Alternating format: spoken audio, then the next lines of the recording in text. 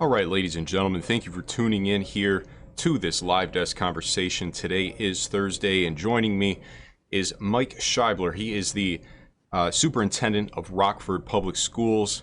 Dr. Shibler, thank you for joining us today. How are you? Thank you. So I want to start off, we have a few topics on hand that we'd like to get rolling. Vaccines will be a big one, vaccine distribution in the schools, but I want to start first with the Return to Learn plan. Run me through Rockford's, specific plans for that come the new year. Well, obviously, our priority is to have students in the classroom with their teachers, with instruction taking place in person. But that's been difficult to do at times because, of course, the Michigan Department of Health and Human Services has directed high schools to be remote learning, at least through December 18th. And because of the large numbers of students and staff being affected by this COVID virus, I also put the elementary and middle schools into remote learning, at least to the conclusion through December 18th. But we will be moving back into in-person if we're allowed to do that. And/or, in fact, if high schools have to remain remotely online instruction, I do plan to put elementary and middle school at least in person. And if required to, for middle schools to go to a hybrid model if necessary. But our priority has always been the safety of students and staff during this pandemic, and also to be in a position where we can provide a quality instructional program, whether it be remotely online, in person, or a combination thereof with a hybrid plan as well.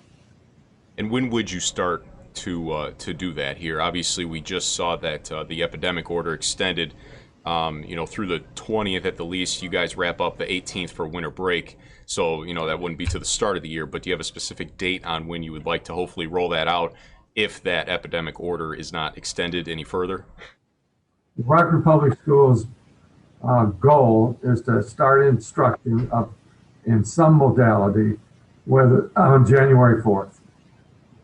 And that would be Monday, January 4th. But once again, between now and January 4th, we will probably, I'm assuming we'll get a communication from the Michigan Department of Health and Human Services, which has the authority to establish the protocol.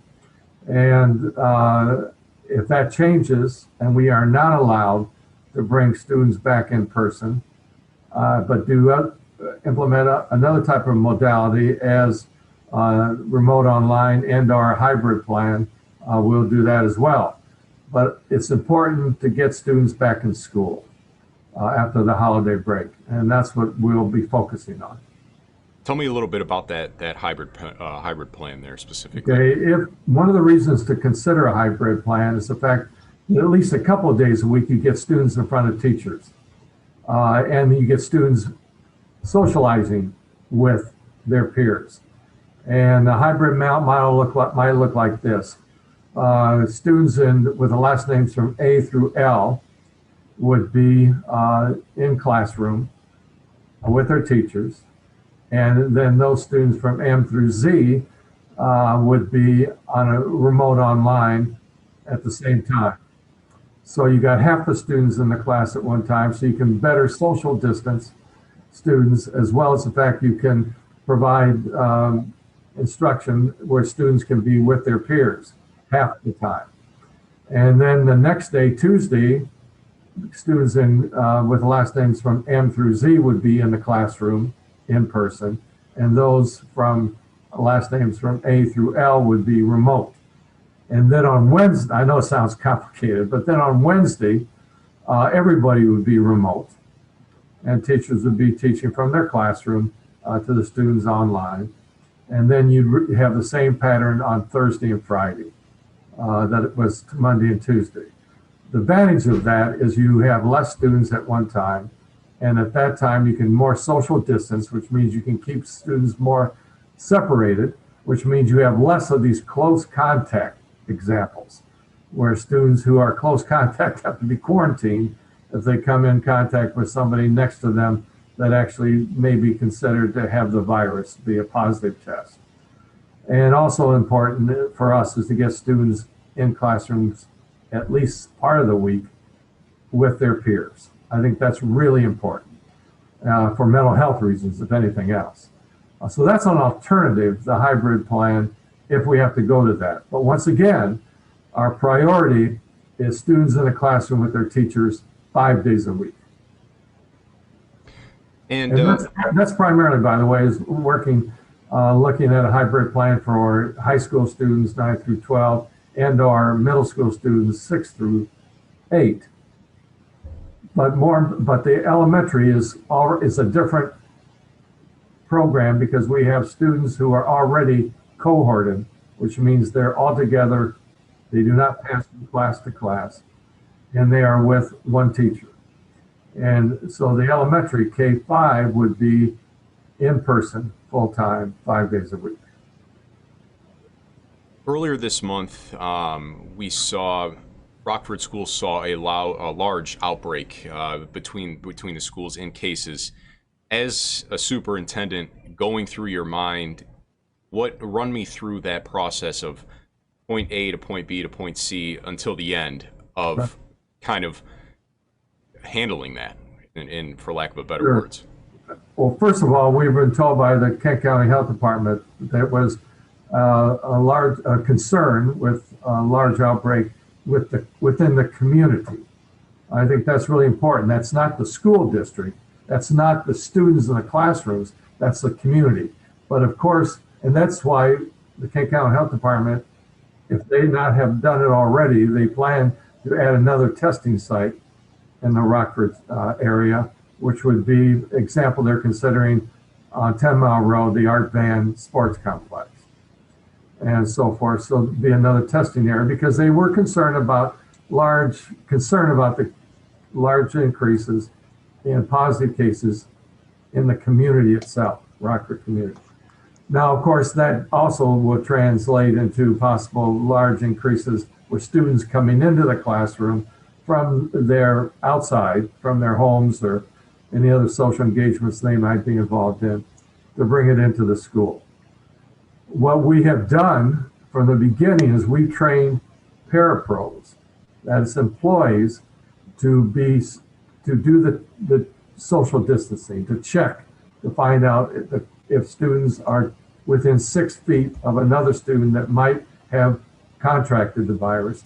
Those social close contact students may not have the virus, but they are quarantined for 14 days because they were close contact. Emily, can you frame up a little bit so we've and done try a to lot give of yourself that a little less headroom specifically for safety reasons for students and staff. So we've had numbers of students who have been quarantined, not because they had the virus, but because they were close to somebody within 6 feet that might be considered a positive. Can you tilt it down a little more? It doesn't So that increased our numbers, of course, but that's okay because that means we are putting students in a safe environment and they would be at home learning online rather than in the classroom. So that's what accelerated our numbers, because the fact every day we were considering whether students were close to somebody that in fact was testing positive. Tell me By a the little way, bit. those numbers have significantly dropped now, Right. because we are remotely online and so forth. And I understand that through the Thanksgiving holiday, that our numbers across Michigan have dropped, where they were predicting, they being the Kent County Health Department, the Michigan Department of Health and Human Services, were predicting that would be a huge surge in the numbers because of the people meeting with their families and so forth. Well, apparently that didn't happen as predicted, and that's good news. So I'm hoping that at the same time that happens with the Christmas holiday and New Year's as well. And you mentioned very briefly there the virtual learning. How has that been going? Has that been effective for students? Is there any data or statistics backing that has been effective? For example, we offer, this is important to note too, from the beginning here, we've offered what we call Rockford Virtual. We have 8,000 students And we have 940 students, K-12, whose parents have decided to put their students in a Rockford virtual program. And that has been in place, and quite frankly, it's doing well. And that opportunity for students and their parents will probably continue throughout the indefinitely, because there may be parents that want to keep their child in a virtual setting with Rockford School virtual, which by the way, we have over 30 teachers in the program, plus we have a building principal that is running the program as well. So that's full-time Rockford virtual. And the online, remote online, is where the classroom teacher today with their students are teaching remotely. And, that's going well, but I'm still a strong advocate and want to see our students back with their teachers in the classroom in person. And that's what I really want to see happen. And hopefully we can do that following the holiday. And so let's move on now to another big topic here, and that's vaccinations. That's been, grabbing the headlines here in the recent weeks, and we're seeing them rolled out. We saw videos yesterday, plastered around various news sources, social media, of nurses and doctors getting the shots. How does that get enforced or not enforced in a school setting? Is that something that has been discussed already with the Michigan Department of Health and Human Services or anything along those lines, or is it still too early? Because schools have an interesting mix of the essential workers and teachers and things like that who are at higher risk, and then you have children who are at lower risk. So how does that get prioritized? Well, I think first of all, there's got to be more definitive communication coming from not only the CDC, the federal level, but also the Michigan Department of Health and Human Services as well, and the Kent County Health Department. The bottom line, what I mean by that is, we've been told that teachers and school employees will have the opportunity, following the medical professionals, to receive the vaccination. Obviously, the medical professionals need to be at the top of the list. But it is important, I believe, to give the opportunity for our school employees to be somewhere in that group below the medical professionals and those people that are in homes for care and so forth, convalescent homes, need to be somewhere after that. And so I'm waiting to see what happens, because it really comes down to, for people to have access to the vaccine, how that's going to be distributed and so forth, and when that takes place, and where the locations will be identified for the people to receive vaccinations. That's all still, I think, being considered. It hasn't been communicated directly. Is there any maybe ballpark date of when that might get considered, or might be mentioned to you or any public school districts, throughout West Michigan? Just basically, no, it hasn't. It's been given an idea that maybe, in February, March, or whatever. I'm hoping what they really mean by that is they're going to surprise everybody and say it'll be sooner than that. Because I really believe if our teachers and building principals in particular, and custodians who are working in the buildings have the opportunity to take the vaccine, that they take that opportunity. And students as well, of course. But it's really going to come down to a decision from the individual, because I don't think it's going to be a requirement. In fact, I'm not even sure they can make it a requirement, they being federal and state officials. But in fact, it's got to be available. It's got to be made available for people to make a choice. And, to kind of 180 off of vaccines, once we do get back to having children in schools in front of their teachers again, whether that's hybrid or full-time, whenever that may come, you touched on it briefly, but specifically, what has to change? Pardon me again, I didn't hear that last part. What has to change specifically getting back, whether it's sanitation protocols or anything along those lines, as the choice to have their children vaccinated, and it's going to be a whole different environment, schools throughout the whole country. What is something specifically that has to change moving forward in Rockford Public Schools? We have been consistent in the past and will continue to be consistent into the future in following the medical professionals and what they recommend. And if that means continue to wear masks in large group settings or classroom settings or within meeting settings, we'll do that. And if it means continuing to provide hand sanitizing, been consistent for people will continue as we do today in classrooms, following school buses and other large group meetings. We'll provide that as well in social distancing. I think it's going to take just the fact that this is a pandemic that nobody's ever dealt with before, ever, in 100 years, I guess. We're learning just like everybody else is learning. And that's why it's important that we follow the advice and direction of the medical professionals. But I would hope that once people have the opportunity to take advantage of the vaccine, that they do so, that we get back to a practice that we follow with the influenza and so forth. But we also know, at least for now, the flu is seasonal. I think this COVID-19, it is either summer, fall, winter, spring. I mean, it happens all seasons and so forth. So we've got to be assured that it's under control, that people have the opportunity for the vaccine, that we continue to practice safety protocols in a responsible way. And I do want to put out there for our viewers at the moment, if you do have any questions, I don't believe I mentioned it off the top of our conversation here, but if you have any questions, you see below my name, there's a hashtag there that says hashtag Hey Luke. If you have any questions or comments that you would like to make, use that hashtag. I'm able to see the comments in the feed, and I'll be able to ask Dr. Shibler here, and hopefully we'll get those answered for you. For the meantime, I'd like to move into kind of some of the specific things of what Rockford Public Schools offers at this time in terms of help. Pardon me, in terms of help. Let's talk about special needs children. What specific programs or help is being provided at this time?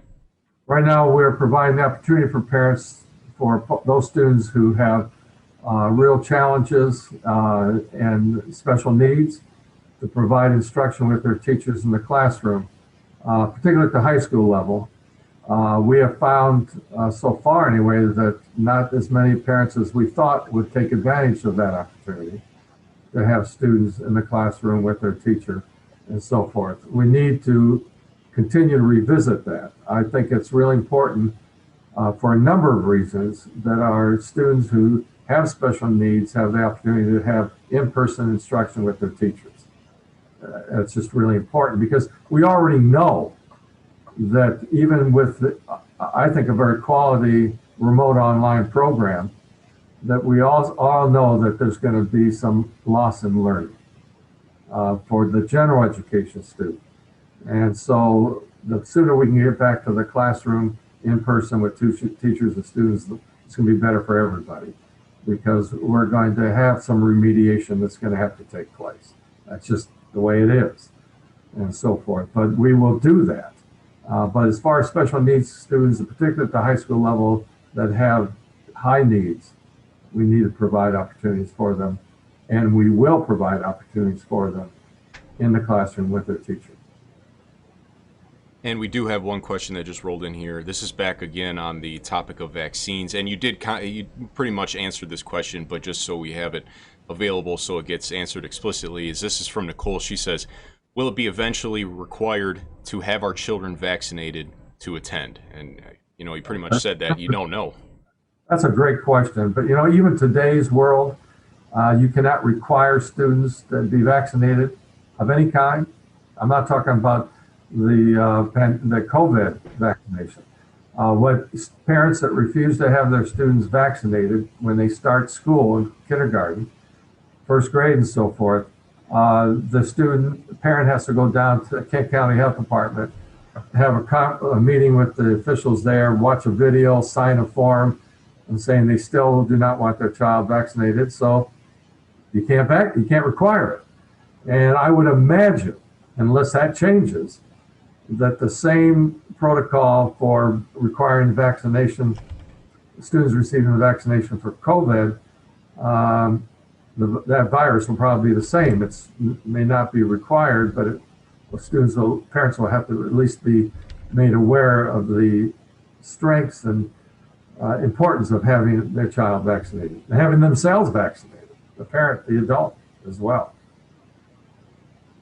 All right, thank you very much for that question. Thank you for answering, Nicole. Thanks again. I'm going to unpublish that one.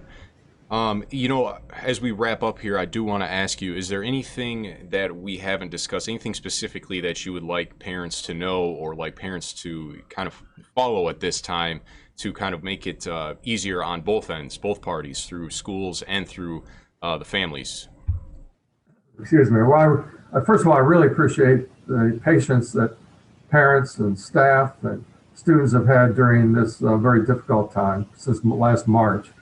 I believe that our teachers and our building principals we haven't discussed anything have been specifically doing just really an outstanding job in responding to epidemic, quite frankly, call it a pandemic, that nobody ever expected or was ever prepared for.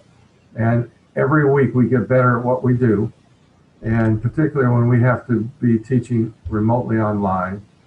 And we'll continue to find ways to be more effective in our teaching and learning program, and our teachers really want to do that and want to make it as comfortable and effective for our students as possible. And our Board of Education is very involved in making sure that we do the very best we can to make a difference in the lives of our students and our parents. And we'll continue to do that. But I tell you what, it can't come soon enough to get people back into a regular approach to education, and that's students with teachers in the classroom. And that's also means implementing our co-curricular opportunities, whether it be instrumental music, marching band, athletics, drama. All of those extra co-curricular opportunities are really important. And the sooner we can make that happen, as well as our instructional programs, it's going to be better for everybody. And I think that kind of eases us into the last question. It's the way I like to end these discussions because for the most part, they're all centered around COVID, and which is obviously not a good thing. Tell me something good. Well, I think what's really good is we just created a video for our high school students to create a our monologue, quite frankly, of what this has meant to them. And it's done through our Beyond the Rock program, which is an award-winning television production program at the high school. And we had 62 students that made this video, and it's on our internet, on our webpage. And in fact, these students, many of them talked about the fact that the positive things that they've learned from this, and that is being able to adjust, to make changes in what they are required to do or need to do in order to keep themselves safe and their families safe and their friends safe and so forth, because it is a huge, I mean, we're going to find this out. It's going to be a huge mental health issue in the years to come because of what students and adults have had to deal with this pandemic. But our students were very specific in saying that they have learned different ways of managing their lives through a pandemic which nobody expected, and so forth. And now they've made those adjustments. And I think that's positive. I think if our young people, our 14 to 18-year-olds, can learn from this experience and make these adjustments and take those changes in behavior and apply them to reality, I think that's great. I think that's something that demonstrates that our students can adjust and can make changes when necessary. And that's positive. In my opinion, that's a learning environment, right? That's the way that they've made these changes and applied it in a positive way. Dr. Shibler, I really appreciate your time this morning, still just about into the afternoon here. So thank you very much. I'll ask you to just hang on the call for a second. I'm going to wrap up our stream here, and then I'll chat with you afterwards. But ladies and gentlemen, thank you for watching. It's been another Live Desk conversation here at the Wood TV Live Desk with Superintendent of Rockford Schools, Dr. Michael Shibler. Have a great afternoon, and we'll see you around. Thank you. I appreciate this opportunity.